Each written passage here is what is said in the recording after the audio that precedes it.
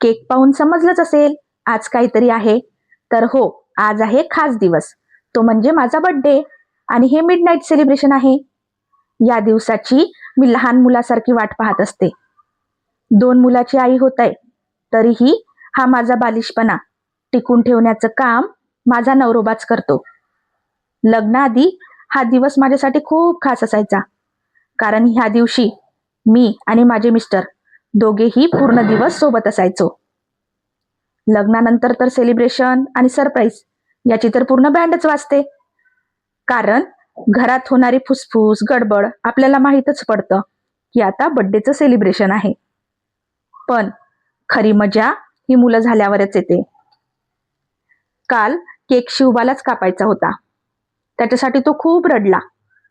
शेवटी समजावून सोबत दोघांनी कट केला. आणि हे क्षणच असतात जे परिवारासोबत मिळून मिसळून आनंदाने साजरे करायचे असतात. नाहीतर आहेच रोजचं प्रत्येकाच्या जबाबदाऱ्या.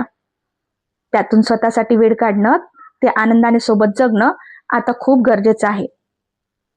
आणि माझा हा दिवस माझे मिस्टर खूप स्पेशल बनवतात. आणि आता माझा मुलगा पण प्रत्येक सेलिब्रेशन खूप छान एन्जॉय करतो, डान्स करतो. आणि या बापलेकाचं बॉन्डिंग पाहून असं वाटतं आयुष्यात सर्वच काही मिळालं.